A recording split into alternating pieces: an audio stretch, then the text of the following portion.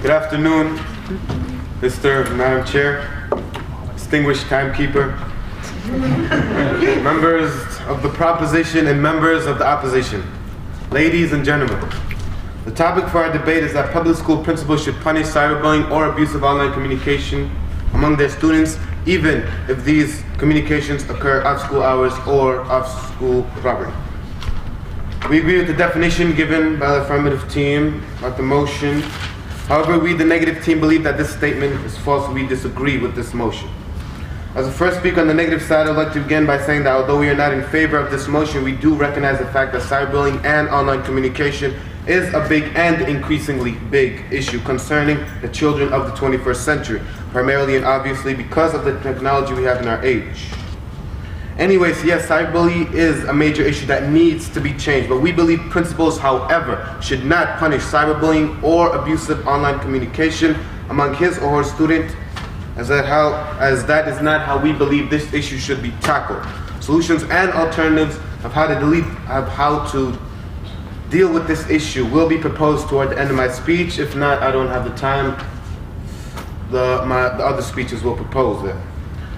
Now, public school principals should not punish cyberbullying or abusive online communication because it is not legal when it's off campus or after school hours away from the premises. Also because punishment is not an efficient way of tackling the issue of cyberbullying. Not only that, but it's also the parent's job in ensuring safety at home, whether it's working with the student, parent, or principal. Moreover, programs that educate, prevent, and encourage psychological health is necessary in order to eradicate, but we do not believe that principals should issue this punishment.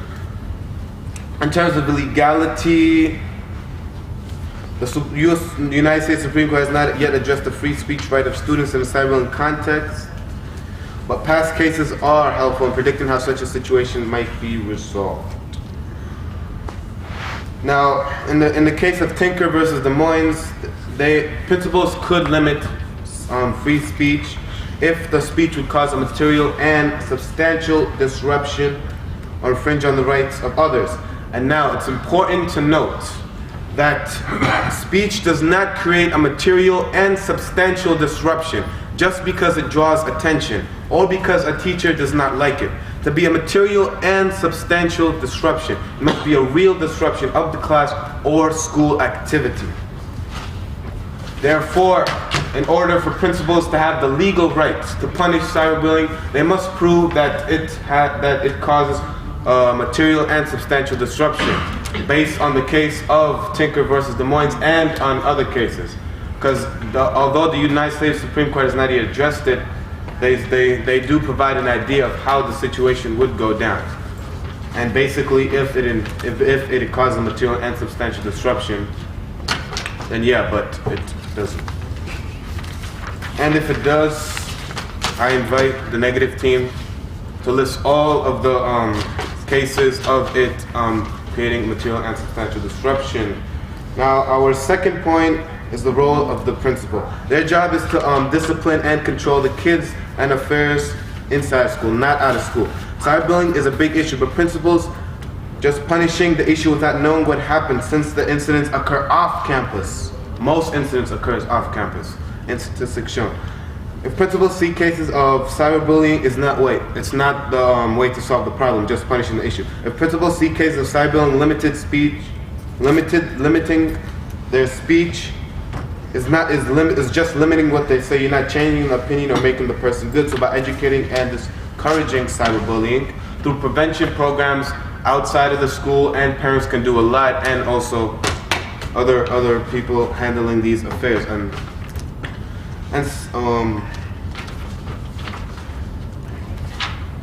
another factor in this issue that is, although cyberbullying, for 1 minute only? Oh, let me hurry this up.